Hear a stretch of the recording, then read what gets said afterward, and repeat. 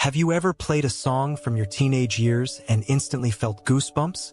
Or stumbled upon an old childhood photo, and for a moment it felt like you were right back there, living that day again? That strange mix of joy, sadness, and longing has a name: nostalgia. But here's the surprising part.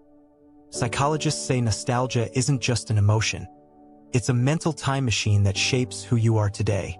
Nostalgia is one of the most powerful psychological experiences we have. It can be triggered by music, smells, stories, or even the taste of food. 1 second you're scrolling through your phone, and the next you're 10 years old again, eating ice cream on a hot summer day. But what really makes nostalgia so addictive? Why do our brains crave those emotional trips back in time? And how does nostalgia shape our memory, our identity, and even our happiness?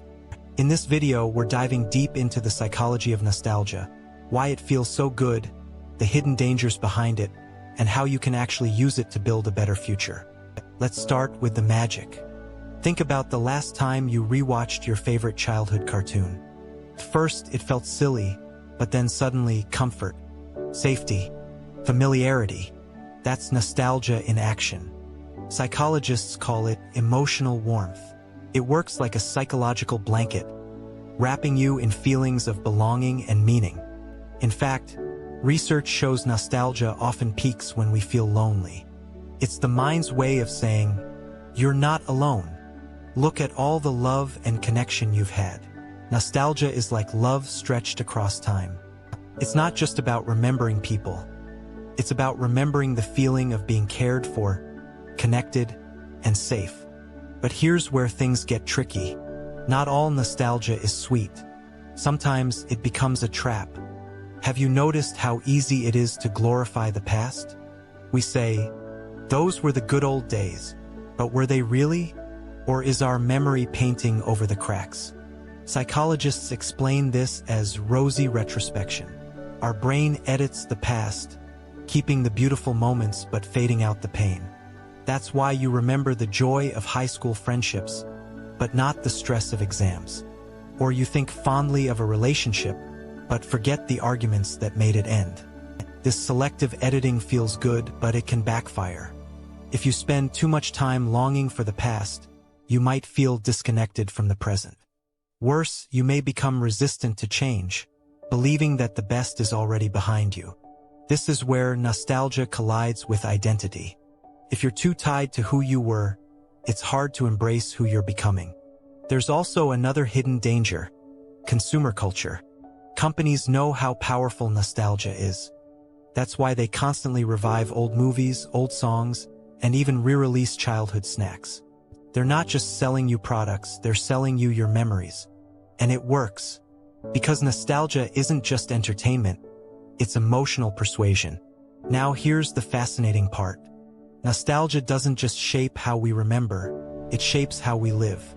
Neuroscientists have found that when we experience nostalgia, the brain's reward centers light up, the same ones activated by food, love, and even addictive substances. That's why nostalgia can feel almost euphoric. But beyond pleasure, nostalgia has a hidden power. It rewrites your story. Imagine someone who always felt lonely. When they recall nostalgic memories of friendships or family, their brain doesn't just relive those connections. It reinforces the belief, "I am loved. I belong." This is why nostalgia can help fight depression, increase optimism, and even reduce feelings of death anxiety. In fact, one study found that when people reflected on nostalgic memories, they literally felt warmer, like the memory heated up their body temperature. Think about that.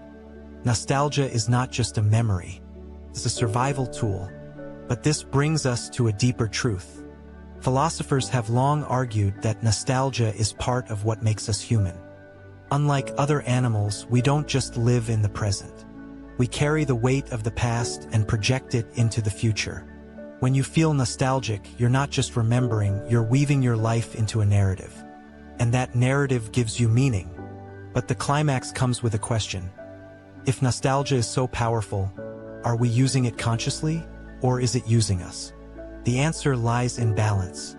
Nostalgia can be medicine, but too much can become poison. Healthy nostalgia reminds you of love and connection, inspires gratitude for the past, motivates you to bring those values into the present. Unhealthy nostalgia traps you in longing, convinces you the best is over, stops you from creating new memories. So how do you use nostalgia wisely? Turn memory into meaning. When you feel nostalgic, don't just dwell. Ask, what does this memory teach me about what I value? If you miss the warmth of family dinners, maybe it means connection is central to your happiness. Recreate, don't just replay. If you miss old friendships, reach out to someone today. If you miss childhood creativity, start a small project now. Nostalgia can remind you not just of what you had, but what you still need. See the thread. Nostalgia shows that your life is a continuous story. Instead of thinking the best chapter is behind you, see how each chapter shapes the one you're writing now. Here's the beauty. Nostalgia isn't about escaping reality. It's about enhancing it. When you honor the past, but stay rooted in the present, nostalgia becomes a tool for growth. So the next time an old song brings you to tears, remember, it's not just music. It's your mind reminding you of who you are and who you can still become. Nostalgia feels so good because it's a bridge between your past and your future.